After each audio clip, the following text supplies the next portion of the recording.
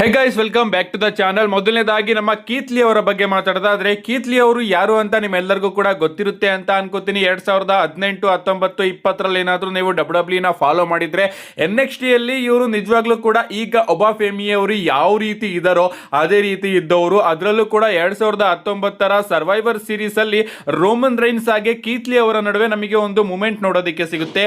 ಆ ಒಂದು survivor series ಅಲ್ಲಿ ಡಬ್ಲ್ಯೂ ಅವರು ರಾ, NXT, ಸ್ಮ್ಯಾಕ್ ಡೌನ್ ಥೀಮ್ ನ ತಗೊಂಡು ಬಂದಿರ್ತಾರೆ. ಅಂಡ್ ಫೈನಲ್ ಆಗಿ ಸ್ಮ್ಯಾಕ್ ಡೌನ್ ಕಡೆಯಿಂದ ರೋಮನ್ ರೈನ್ಸ್, NXT ಕಡೆಯಿಂದ ಕೀತ್ಲಿ ಅವರು ಉಳ್ಕೊಂಡಿರ್ತಾರೆ. ಅಂಡ್ ಅದರಲ್ಲಿ ಕೀತ್ಲಿ ಅವರು ರೋಮನ್ ರೈನ್ಸ್ ಅವರ ಜೊತೆ ಅದ್ಭುತವಾದ ಪರ್ಫಾರ್ಮೆನ್ಸ್ ನ ಕೊಡ್ತಾರೆ. ಅಂಡ್ ಆಗ್ಲೇ ಡಬ್ಲ್ಯೂ ಅವರು ಕೀತ್ಲಿ ಅವ್ರನ್ನ ಫ್ಯೂಚರ್ ಸ್ಟಾರ್ ಅಂತ ಅನೌನ್ಸ್ ಮಾಡಿದ್ರು. ಅಷ್ಟೇ ಅಲ್ಲ, ಕೀತ್ಲಿ ಅವರಿಗೆ ನಾರ್ತ್ ಅಮೆರಿಕನ್ ಚಾಂಪಿಯನ್ಶಿಪ್ ಹಾಗೆ NXT ಚಾಂಪಿಯನ್ಶಿಪ್ ಎರಡನ್ನೂ ಕೂಡ ಒಟ್ಟಿಗೆ ಕೊಟ್ಟಿದ್ರು. ಅಂಡ್ ಅದಾದ್ಮೇಲೆ ಸಡನ್ ಆಗಿ ಏನಾಯ್ತೋ ಗೊತ್ತಿಲ್ಲ, ಕೀತ್ಲಿ ಅವ್ರನ್ನ ಡಬ್ಲ್ಯೂ ಅವರು ತನ್ನ ಕಂಪನಿಯಿಂದ ಹೊರಗಡೆ ಆಗ್ತಾರೆ. ಅಂಡ್ ಅದಾದ್ಮೇಲೆ ನಮ್ಮ ಕೀತ್ಲಿ ಅವರು AEW ಕಂಪನಿಗೂ ಕೂಡ ಹೋಗಿ ಟ್ರೈ ಮಾಡ್ತಾರೆ, ಬಟ್ ಅಲ್ಲೂ ಕೂಡ ಏನು ವರ್ಕೌಟ್ ಆಗೋದಿಲ್ಲ. ಅಂಡ್ ಈಗ ಅಪ್ಡೇಟ್ಗಳು ಬರ್ತಿರೋ ಪ್ರಕಾರ ಕೀತ್ಲಿ ಅವರು ಒಂದು ರೀತಿ ಪ್ರೊಫೆಷನಲ್ ರೆಸ್ಲಿಂಗ್ ಇಂದ ರಿಟೈರ್ಡ್ ಆಗಿದ್ದಾರೆ ಅಂತ ಅಪ್ಡೇಟ್ಗಳು ಬರ್ತಾ ಇದೆ. ಅಷ್ಟೇ ಅಲ್ಲ, ಕೀತ್ಲಿ ಆಗಿ ನಮ್ಮ ಮಿಯಾ ಎಮ್ ಅಂದ್ರೆ ಮಿಚಿನ್ ಇವರಿಬ್ರು ಕೂಡ ರಿಯಲ್ ಲೈಫ್ ಕಪಲ್ಸ್ ಆಗಿದ್ರು. ಡಬ್ಲ್ಯೂ ಕಂಪನಿಯಲ್ಲಿ ಇದ್ದಾಗಿಂದನೂ ಕೂಡ ಇವರಿಬ್ರು ಕೂಡ ಡೇಟ್ ನ ಮಾಡ್ತಾ ಇದ್ರು. ಬಟ್ ಈಗ ನಮ್ಮ ಮಿಯಾ ಎಮ್ ಅವರು ಅಫಿಷಿಯಲ್ ಆಗಿ ಕನ್ಫರ್ಮ್ ಮಾಡಿದ್ದಾರೆ, ನಾನು ಹಾಗೆ ಕೀತ್ಲಿ ಜೊತೆಗೆ ಇಲ್ಲ ಅಂತ. ಸೊ ಇವರಿಬ್ಬರ ನಡುವೆ ಬ್ರೇಕಪ್ ಕೂಡ ಆಗಿದೆ. ಅಂಡ್ ಕೀತ್ಲಿ ಅವರು ಪ್ರೊಫೆಷನಲ್ ರೆಸ್ಲಿಂಗ್ ಇಂದ ರಿಟೈರ್ಡ್ ಕೂಡ ಆಗಿದ್ದಾರೆ. ಗೊತ್ತಿಲ್ಲ ಅವರ ಜೀವನ ಹೇಗೆ ಸಾಗ್ತಾ ಇದೆಯೋ ಅಂತ. ಒಟ್ಟಿನಲ್ಲಿ 2019 ಟೈಮಲ್ಲಂತೂ ಅವರು ಪೀಕ್ಗೆ ಬಂದಿದ್ರು. ಅದಾದ್ಮೇಲೆ ಡಬ್ಲ್ಯೂ ಅವರು ಅವರನ್ನ ಆ ರೇಂಜ್ಗೆ ಯುಟಿಲೈಸ್ ಮಾಡ್ಕೊಳ್ಳೇ ಇಲ್ಲ. ನೆಕ್ಸ್ಟ್ ಅಪ್ಡೇಟ್ ಕಡೆ ಬರೋದಾದ್ರೆ, SmackDown ratings and viewership release ಆಗಿದೆ ಅಂತಾನೆ ಹೇಳ್ಬೇಕು. ಕಳೆದ ವಾರದ ಸ್ಮ್ಯಾಕ್ ಡೌನ್ ನ ವ್ಯೂವರ್ಶಿಪ್ ನ ನಾವು ನೋಡೋದಾದ್ರೆ 1.2 ಮಿಲಿಯನ್ ವ್ಯೂವರ್ಶಿಪ್ ಬಂದಿದೆ. ಬಟ್ ಅದಕ್ಕಿಂತ ಎಂದಿನ ಸ್ಮ್ಯಾಕ್ ಡೌನ್ ನ ವ್ಯೂವರ್ಶಿಪ್ ನ ನೋಡಿದ್ರೆ 1.06 ಮಿಲಿಯನ್ ವ್ಯೂವರ್ಶಿಪ್ ಬಂದಿತ್ತು. ಸ್ವಲ್ಪ ವ್ಯೂವರ್ಶಿಪ್ ಜಾಸ್ತಿ ಆಗಿದೆ, ಬಟ್ ಅದೇ 1.2, 1.1 ಆ ರೇಂಜ್ ಅಲ್ಲೇ ಡಬ್ಲ್ಯೂ ಸ್ಮ್ಯಾಕ್ ಡೌನ್ ವ್ಯೂವರ್ಶಿಪ್ ನ ಡ್ರಾ ಮಾಡ್ತಾ ಇದೆ. ಈಗ ಡಬ್ಲ್ಯೂ ಅವರು CM ಪಂಕ್ ಆಗಿ ಕೋಡಿ ರೋಡ್ಸ್ ಅವರ ಮ್ಯಾಚ್ ನು ಕೂಡ ಬಿಲ್ಡ್ ಮಾಡ್ತಾ ಇದ್ದಾರೆ. ನೋಡ್ಬೇಕು ಇದರಿಂದನಾದ್ರೂ ವ್ಯೂವರ್ಶಿಪ್ ಜಾಸ್ತಿ ಆಗುತ್ತಾ ಅಂತ. ನಿಜವಾಗ್ಲೂ ಈ ಬಾರಿಯ ಸಮ್ಮರ್ ಸ್ಲಾಮ್ ನ ಎರಡು ಮೈನ್ ಇವೆಂಟ್ ನ ನಾವು ನೋಡ್ಕೊಂಡು ಹೋದ್ರೆ ಎರಡರಲ್ಲೂ ಕೂಡ ಪ್ರಾಬ್ಲಮ್ಸ್ ಗಳು ನೋಡೋದಕ್ಕೆ ಸಿಗ್ತಾ ಇದೆ. ಅಫ್ಕೋರ್ಸ್ ಎರಡು ಕೂಡ ಡ್ರೀಮ್ ಮ್ಯಾಚಸ್ ಗಳೇ, ಬಟ್ ಆ ಕಡೆ ಕೋಡಿ ರೋಡ್ಸ್ ಅವರು ಕೂಡ ಫೇಸ್ ಸೂಪರ್ ಸ್ಟಾರು, CM ಪಂಕ್ ಅವರು ಕೂಡ ಫೇಸ್ ಸೂಪರ್ ಸ್ಟಾರು, ಈ ಕಡೆ ರೋಮನ್ ರೈನ್ಸ್ ಅವರು ಕೂಡ face superstar, Seth Rollins ಅವರು ಕೂಡ face superstar. Face versus face storyline ನ ಡಬ್ಲ್ಯೂ ಅವರು ತಗೊಂಡು ಬರ್ತಾ ಇದ್ದಾರೆ. ರೋಮನ್ ರೈನ್ಸ್ ಹಾಗೆ ಸೆತ್ ರಾಲಿನ್ಸ್ ಅವ್ರದ್ದು ಏನೋ ಅರ್ಥ ಆಗುತ್ತೆ, ಇವರ ನಡುವೆ ಹಿಸ್ಟ್ರಿ ಇದೆ, ಒಬ್ರನ್ನೊಬ್ರು ಸಿಕ್ಕಾಪಟ್ಟೆ ಹೇಟ್ ಮಾಡ್ತಾರೆ. ಅದರಿಂದ ಫ್ಯಾನ್ಸ್ ಗಳ ಸಪೋರ್ಟ್ ಇಬ್ರಿಗೂ ಇದ್ರು ಕೂಡ ಇವರಿಬ್ಬರ ನಡುವೆನೆ ಹೇಟ್ ಇದೆ ಅಂತ. ಬಟ್ ಈ ಕಡೆ CM ಪಂಕ್ ಹಾಗೆ ಕೋಡಿ ರೋಡ್ಸ್ ಅವರ ಮಧ್ಯೆ ಮಾತಾಡೋದಾದ್ರೆ ಫ್ಯಾನ್ಸ್ ಗಳು ಇಬ್ರನ್ನು ಕೂಡ ಇಷ್ಟಪಡ್ತಾರೆ, ಇವರು ಒಬ್ರನ್ನೊಬ್ರು ಇಷ್ಟಪಡ್ತಾರೆ. ಅಂಡ್ ಅದ್ ಹೆಂಗ್ ಮ್ಯಾಚ್ ಆಡ್ತಾರೋ ನನಗಂತೂ ಗೊತ್ತಿಲ್ಲ. ನೋಡ್ಬೇಕು ಗೈಸ್, ಸಮ್ಮರ್ ಸ್ಲಾಮ್ ತನಕ ಈ ಒಂದು ಎರಡು ಸ್ಟೋರಿಗಳನ್ನು ಕೂಡ ಡಬ್ಲ್ಯೂ ಅವರು ಯಾವ ರೀತಿ ತಗೊಂಡು ಹೋಗ್ತಾರೆ ಅಂತ. ಈ ಕಡೆ ರೋಮನ್ ರೈನ್ಸ್ ಹಾಗೆ ಸೆತ್ ರಾಲಿನ್ಸ್ ಅವರ ಸ್ಟೋರಿ ಲೈನ್ ಈಗ ಸಿಕ್ಕಾಪಟ್ಟೆ ಪರ್ಸನಲ್ ಕೂಡ ಆಗಿದೆ. ನೆಕ್ಸ್ಟ್ ಅಪ್ಡೇಟ್ ಕಡೆ ಬರೋದಾದ್ರೆ, ಇದಿರ್ತಕ್ಕಂಥದ್ದು ಸಾಟರ್ಡೆ ನೈಟ್ ಮೈನ್ ಇವೆಂಟ್ ಬಗ್ಗೆ. ಈ ಬಾರಿಯ ಸಾಟರ್ಡೆ ನೈಟ್ ಮೈನ್ ಇವೆಂಟ್ ನಮಗೆ ಇದೇ ಭಾನುವಾರ ಬೆಳಿಗ್ಗೆ 5 ನೋಡೋದಕ್ಕೆ ಸಿಗುತ್ತೆ. ಎಲ್ಲರೂ ಕೂಡ ನಾನು ಇನ್ಸ್ಟಾಗ್ರಾಮ್ ಅಲ್ಲಿ ಒಂದು ಲಿಂಕ್ ನ ಕೊಟ್ಟಿದ್ದೀನಿ. ಆ ಒಂದು ಲಿಂಕ್ ನ ಯೂಸ್ ಮಾಡಿಕೊಂಡು ಸಾಟರ್ಡೆ ನೈಟ್ ಮೈನ್ ಇವೆಂಟ್ ನ ಫ್ರೀ ಆಗಿ ಆರಾಮಾಗಿ ನೋಡಬಹುದು. ಟಿವಿಯಲ್ಲಿ ಟೆಲಿಕಾಸ್ಟ್ ಆಗ್ತಾ ಇಲ್ಲ. ಸೋನಿ ನೆಟ್ವರ್ಕ್ ಅವರು ಟೆಲಿಕಾಸ್ಟ್ ಮಾಡ್ತೀನಿ ಅಂತ ಒಪ್ಕೊಂಡಿದ್ರು, ಬಟ್ ಡಬ್ಲ್ಯೂ ಅವರು ಅದನ್ನ ಮತ್ತೊಮ್ಮೆ ತಗೊಂಡಿರಬಹುದು ಅಂತ ಅನ್ಕೋತೀನಿ. ಒಟ್ಟಿನಲ್ಲಿ ಲೈವ್ ಆಗಿ ಟಿವಿಯಲ್ಲಿ ಬರೋದಿಲ್ಲ. ಅದಾದ್ಮೇಲೆ ಮತ್ತೊಮ್ಮೆ ಅವರು ರೀಟೆಲಿಕಾಸ್ಟ್ ನ ಮಾಡಬಹುದು ಸೋನಿ ನೆಟ್ವರ್ಕ್ ಅಲ್ಲಿ. ಆಗ ನಾನು ನಿಮ್ಗೆ ಹೇಳ್ತೀನಿ ಟಿವಿಯಲ್ಲಿ ಯಾವಾಗ ಆಗ್ತಾರೆ ಅಂತ. ಒಟ್ಟಿನಲ್ಲಿ ನೀವೇನಾದ್ರೂ ಲೈವ್ ಆಗಿ ನೋಡಬೇಕು ಅಂದ್ರೆ ನನ್ನ ಇನ್ಸ್ಟಾಗ್ರಾಮ್ ಬಯೋದಲ್ಲಿ ಲಿಂಕ್ ಇದೆಯಲ್ಲ, ಅದನ್ನ ಯೂಸ್ ಮಾಡಿಕೊಂಡು ಲೈವ್ ಆಗಿ ನೋಡಬಹುದು. ಅದೇ ರೀತಿ ನೆಟ್ಫ್ಲಿಕ್ಸ್ ಅಲ್ಲೂ ಕೂಡ ನೀವು ಸಾಟರ್ಡೆ ನೈಟ್ ಮೈನ್ ಇವೆಂಟ್ ನ ಲೈವ್ ಆಗಿ ನೋಡಬಹುದು.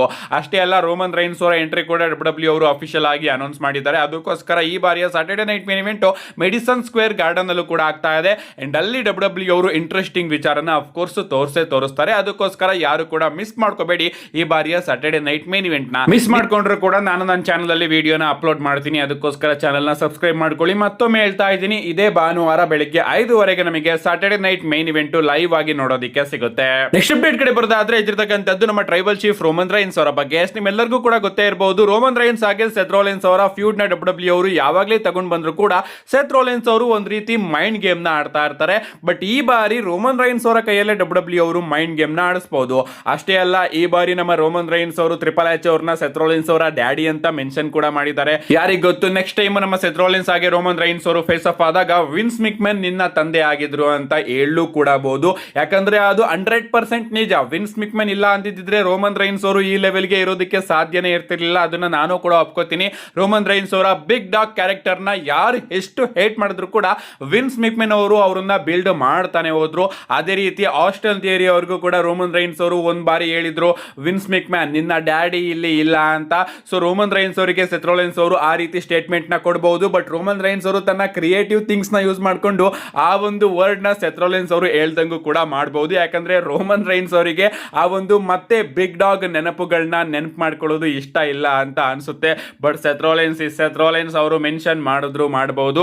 ಅಷ್ಟೇ ಅಲ್ಲ 2022ರಲ್ಲಿ ಸೆತ್ ರೋಲೆನ್ಸ್ ಅವರು ಶೀಲ್ಡ್ ನ ಅಟೈರ್ ನ ಬ್ರಿಂಗ್ ಮಾಡಿದ್ರು. ಅಂಡ್ ಯಾರಿಗ್ ಗೊತ್ತು ನೆಕ್ಸ್ಟ್ ಟೈಮ್ ಇವರ ಮ್ಯಾಚ್ ಆದಾಗ ನಮ್ಮ ರೋಮನ್ ರೈನ್ಸ್ ಅವರು ಶೀಲ್ಡ್ ನ ಅಟೈರ್ ನ ಬ್ರಿಂಗ್ ಮಾಡಬಹುದು. ಈ ರೀತಿ ಏನಾದ್ರೂ ರೋಮನ್ ರೈನ್ಸ್ ಅವರು ಶೀಲ್ಡ್ ನ ಅಟೈರ್ ನ ಹಾಕೊಂಡು ಬಂದ್ರೆ ಸಮ್ಮರ್ ಸ್ಲಾಮ್ ಅಲ್ಲಿ ನಿಜವಾಗ್ಲೂ ಕೂಡ ಅದ್ಭುತವಾಗಿರುತ್ತೆ. ನಮ್ಮ ನೆಕ್ಸ್ಟ್ ಅಂಡ್ ಫೈನಲ್ ಅಪ್ಡೇಟ್ ಕಡೆ ಬರೋದಾದ್ರೆ ಇದಿರ್ತಕ್ಕಂಥದ್ದು ಕೂಡ ಇವರಿಬ್ಬರ ಮ್ಯಾಚ್ ಬಗ್ಗೆನೆ.